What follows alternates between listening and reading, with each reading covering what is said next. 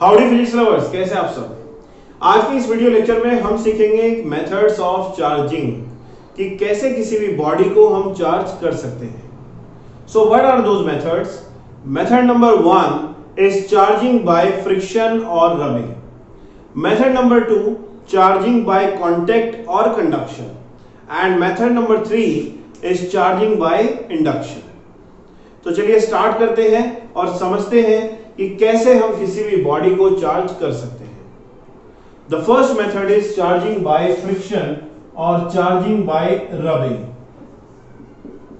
Charging by rubbing और friction. This method is quite simple method.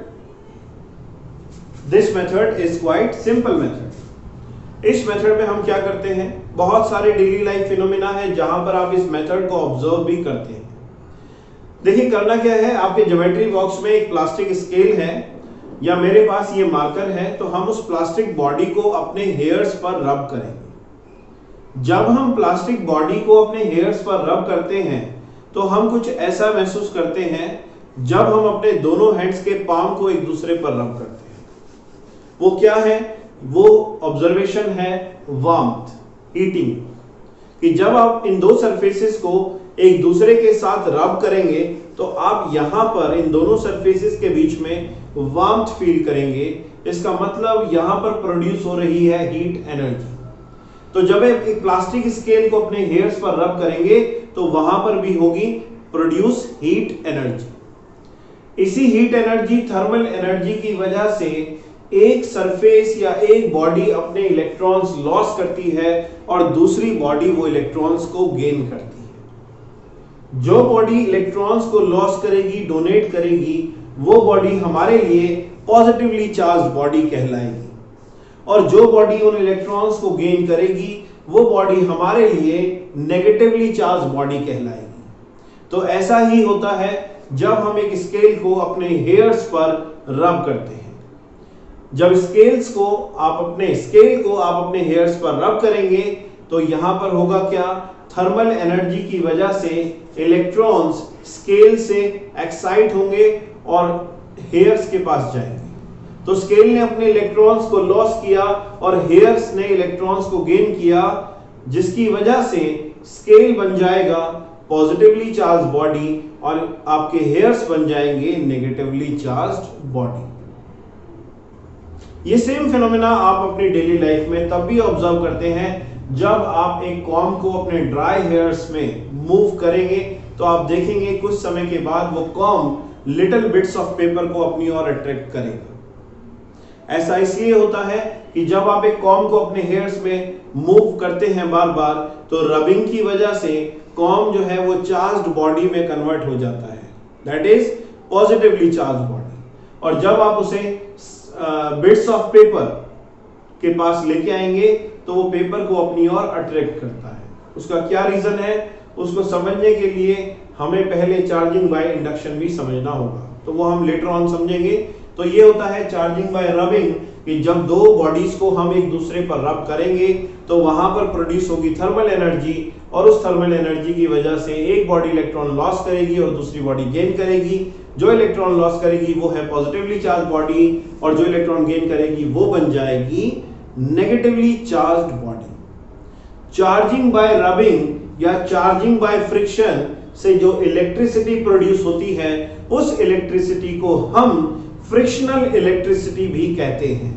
Okay, जो electricity charging by rubbing या charging by friction से produce होगी उसे हम फ्रिक्शनल इलेक्ट्रिसिटी भी कहते हैं। ओके, तो ये हमारा फर्स्ट मेथड है। If you want to write down in your notebook, then you can write that what is charging by friction. When we rub two bodies with each other, when we rub two bodies with each other,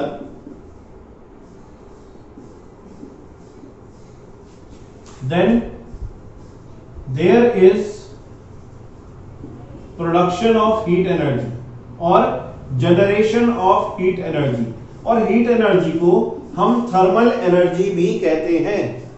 there is generation of thermal energy due to which one body loses electrons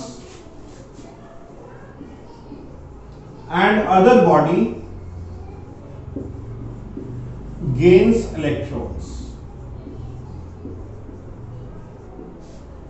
The body which loses electrons become positively charged and the body which gains electron become negatively charged.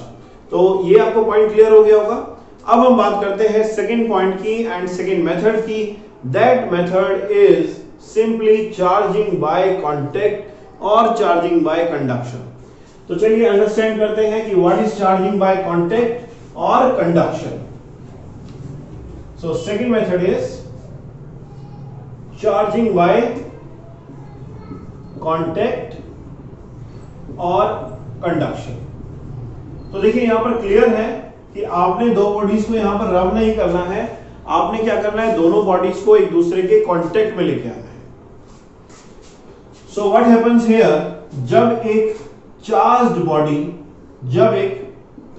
Body किसी दूसरे uncharged body को touch करेगी या दोनों bodies contact में आएंगी। देखिए यहां पर क्या है, पहले ये जो स्फीयर है ये कंडक्टिंग स्फीयर है।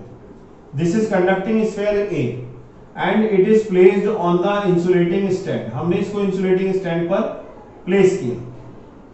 अभी ये बॉडी अनचार्ज्ड है तो इसको हम बोल सकते हैं अनचार्ज्ड कंडक्टिंग बॉडी। ये एक अनचार्ज्ड कंडक्टिंग बॉडी है, ठीक है। अब हमने सिचुएशन बी में क्या किया, इसी अनचार्ज्ड कंडक्टिंग बॉडी के पास हम एक चार्ज्ड बॉडी लेके आए। कैसी? Negatively charged ebonite road. तो हमने एक नेगेटिवली चार्ज्ड एबोनाइट रोड यहां पर कंसीडर की और हमने इस नेगेटिवली चार्ज्ड एबोनाइट रोड को इस कंडक्टिंग स्फीयर से टच किया। अब ये दोनों एक दूसरे के फिजिकल कांटेक्ट में है। अब होगा क्या कि ये जो आपकी नेगेटिवली चार्ज्ड एबोनाइट रोड है, यहां से इलेक्ट्रॉन जब ये इसके कांटेक्ट में आएंगी रॉड, यहां पर शिफ्ट हो जाएगी। सो यहां पर क्या होगा, accumulation of negative charges, but these negative charges can not flow. Why? There is a reason that this is insulating stand. तो ये ग्राउंड में नहीं जा सकते हैं, ये फ्लो नहीं कर सकते हैं। Okay, now what will happen next. अब जब आप इस नेगेटिवली चार्ज रॉड को यहां से रिमूव करेंगे तो आप देखेंगे कि ये जो कंडक्टिंग स्फीयर है, ये तो कंडक्टिंग है और कंडक्टर की प्रॉपर्टी क्या होती है कि उसके ऊपर जो चार्जेस होंगे वो यूनिफॉर्मली डिस्ट्रीब्यूट हो जाते हैं। तो यहां पर जितना भी नेगेटिव चार्ज है ये इस कंडक्टिंग स्फीयर पर यूनिफॉर्मली डिस्ट्रीब्यूट हो जाएगा due to electrostatic repulsion between each and every negative charge. अब इलेक्ट्रोस्टैटिक रिपल्शन की वजह से ये नेगेटिव चार्ज इस बॉडी के स्फीयर पर इस तरीके से यूनिफॉर्मली डिस्ट्रीब्यूट हो जाएगा और ये जो बॉडी है हमारी, अब ये बन जाएगी चार्ज्ड बॉडी। तो थोड़े समय पहले जब तक हमने इस बॉडी को, अनचार्ज्ड बॉडी को एबोनॉइड रोड से कांटेक्ट में नहीं लाए थे, तब तक ये बॉडी अनचार्ज थी। लेकिन जैसे ही हम इस अनचार्ज्ड बॉडी के कांटेक्ट में एक नेगेटिवली चार्ज बॉडी लेके आए तो ये बॉडी भी हमारी चार्ज्ड बॉडी बन गई। और जब आपने इस एबोनाइट रोड को यहां से रिमूव किया तो आपने देखा कि कंडक्टर होने की वजह से ये नेगेटिव चार्ज इस पर यूनिफॉर्मली डिस्ट्रीब्यूट हो जाता है। Ebonite material is a insulating material. इसमें जो आपके इलेक्ट्रॉन्स हैं या जो भी नेगेटिव चार्ज है वो फ्लो नहीं करता है, वो एक ही पॉइंट पर स्टे करता है। ओके, तो यहां पर जब इलेक्ट्रॉन्स आएंगे तो वो अपने आप को यूनिफॉर्मली डिस्ट्रीब्यूट करेंगे। नाउ थर्ड प्रॉपर्टी, इसके बारे में अगर आप लिखना चाहते हैं तो लिख लीजिए। ये तो डायग्राम हो गया। अब इसके बाद देखिए, अगर हम इसके बारे में थोड़ा सा लिखना चाहें ताकि हम एग्जाम में लिख सकें तो क्या लिखेंगे।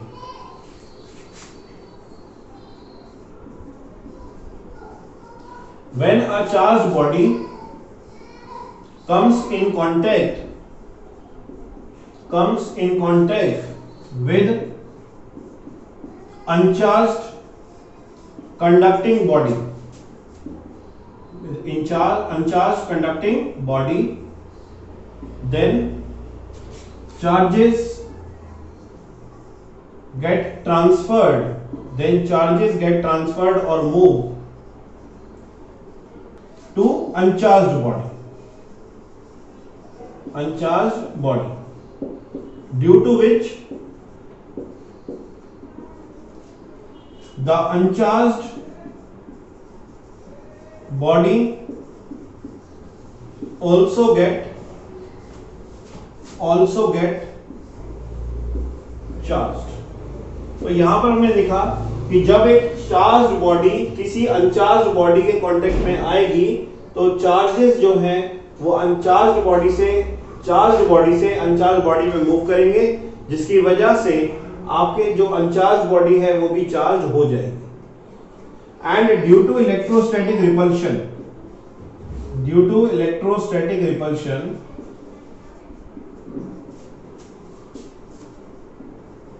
the charge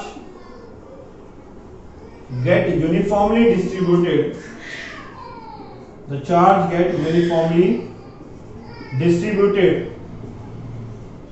over the entire surface,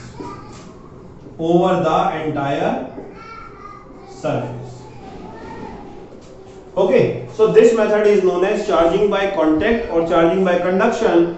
simply अगर आप किसी चार्ज बॉडी को अनचार्ज बॉडी से टच करेंगे तो चार्ज बॉडी से जो चार्जेस होंगे वो अनचार्ज बॉडी के साथ शेयर होंगे, और उसके बाद जो अनचार्ज बॉडी है वो भी एक चार्ज बॉडी में कन्वर्ट हो जाएगी। Now next is the last method is known as charging by induction, and this is very important method from the exam point of view. The next one is charging by induction. Third is charging by induction. Understand it properly, it is very important. What is the meaning of induction? Induction means separation of charges. Induction means separation of charges. So यहाँ पर हम किसी और body से इसके ऊपर charge लेके नहीं आने वाले हैं। यहाँ पर चार्ज एक बॉडी से दूसरे बॉडी में ट्रांसफर नहीं होता है, यहाँ पर जो बॉडी है उसी में ही चार्जेस जो हैं वो सेपरेट होते हैं। चार्जिंग बाय इंडक्शन में जो बॉडी हमारे पास है उसी बॉडी में हम पॉजिटिव चार्जेस को और नेगेटिव चार्जेस को सेपरेट करते हैं। कैसे, देखिए सबसे पहले हमने क्या किया, एक कंडक्टिंग बॉडी ली। This is conducting spherical body A, and this body is placed on the insulating stand. This body is placed on the insulating stand. Insulating stand इसलिए ताकि जो भी चार्जेस हम इसके ऊपर इंड्यूस कराएंगे वो चार्ज यहाँ पर फ्लो ना हो सके। Now this is step number 1, and in this step we considered a conducting sphere.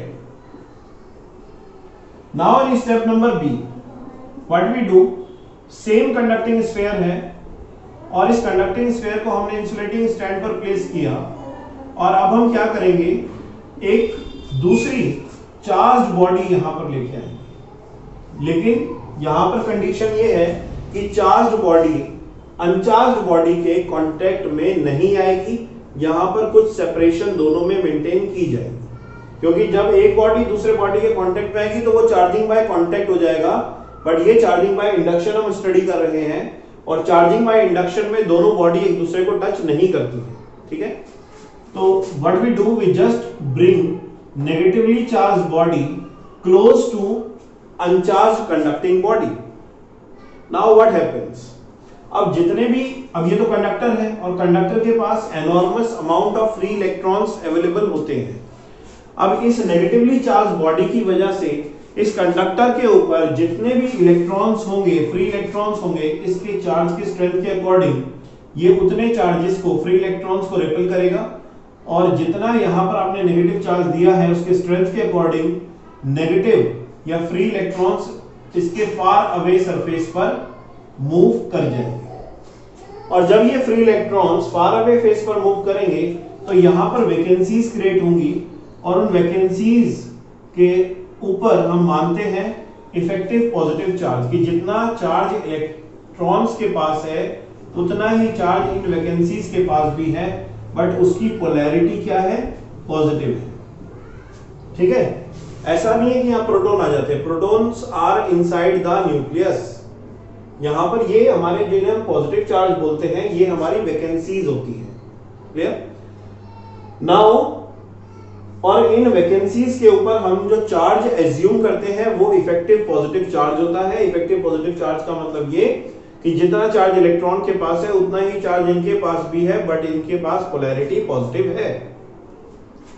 अब हुआ क्या कि जो इस चार्ज नेगेटिवली चार्ज बॉडी की वजह से फ्री इलेक्ट्रॉन सभी फार अवे सरफेस पर शिफ्ट हो जाते हैं और यहां पर वैकेंसीज क्रिएट हो जाती हैं जिन्हें हम पॉजिटिव चार्ज के नाम से जानते हैं। Now what is the next step? Next step में हम क्या करेंगे, ये जो कंडक्टिंग स्फीयर हमारे पास है इस कंडक्टिंग स्फीयर में हम अर्थिंग करेंगे। ठीक है, अभी यहां पर नेगेटिव चार्जेस उसी तरीके से नेगेटिवली चार्ज बॉडी है और हमने क्या किया, इस कंडक्टिंग चार्ज स्फीयर पे हमने क्या किया, अर्थिंग की। ये हमने अर्थिंग की, अब ये अर्थिंग हुई। ठीक है, और यहां पर आपके पॉजिटिव चार्जेस प्रेजेंट है इस तरीके से, इस वाले फेस पर नेगेटिव चार्जेस प्रेजेंट है, दैट इज इलेक्ट्रॉन्स। अभी देखिए, जब तक ये नेगेटिवली चार्ज बॉडी यहां पर रहेगी ये इलेक्ट्रॉन्स भी यहीं पर रहेंगे और ये पॉजिटिव चार्ज भी यहीं पर रहेगा, इसलिए इसको हम बोलते हैं बाउंड चार्ज। क्या बोलते हैं? बाउंड चार्ज, क्योंकि ये बाउंडेड है, बंधा हुआ है, ये अपनी मर्जी से अपने आप अभी मूव नहीं कर सकता है। ठीक है, इसको हम क्या बोलते हैं, bound charge. These negative and positive charges are known as bound charge. तब तक बाउंड चार्ज, जब तक ये नेगेटिवली चार्ज बॉडी यहां पर है तब तक ये चार्जेस मूव नहीं कर सकते हैं। ओके, अभी भी हमने नेगेटिव चार्ज बॉडी को यहीं पर रखा है और हमने फार अवे सरफेस की अर्थिंग की है। Now what is the benefit of earthing और ग्राउंडिंग? तो देखिए, ग्राउंडिंग का पोटेंशियल हम 0 मान के चलते हैं। ग्राउंडिंग का पोटेंशियल हम 0 वोल्ट लेते हैं। Earth is a good conductor, आप उससे कितना भी चार्ज दे सकते हैं और कितना भी चार्ज ले सकते हैं। तो हमने क्या किया, अर्थ को हमने यहाँ पर ग्राउंडिंग किया और ग्राउंड का हमने पोटेंशियल कितना लिया, 0 वोल्ट। अब ये आपका है नेगेटिव चार्ज यहाँ पर, तो ये माइनस भी हो जाएगा। ठीक है, अब इन दोनों में हाई पोटेंशियल कौन सा है और लो पोटेंशियल कौन सा है? तो देखिए, 0 volt is high potential and -V is the low potential. और जो इलेक्ट्रॉन्स हैं वो हमेशा लो पोटेंशियल से हाई पोटेंशियल की डायरेक्शन में मूव करते हैं। इलेक्ट्रॉन हमेशा लो पोटेंशियल से हाई पोटेंशियल की डायरेक्शन में मूव करते हैं।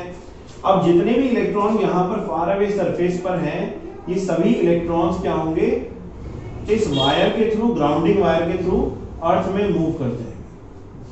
सो इलेक्ट्रॉन्स की डायरेक्शन ये हुई और इन इलेक्ट्रॉन्स के फ्लो की वजह से यहाँ पर एक मोमेंटरी करंट फ्लो करेगा जिसको हम I बोल सकते हैं। ठीक है, electrons will move from far away face to the earth और उसकी वजह से इस वायर में एक momentary current, small amount of current, very very small amount of current flow करेगा और इलेक्ट्रॉन की डायरेक्शन और करंट की डायरेक्शन जो है वो एक दूसरे के अपोजिट होती है।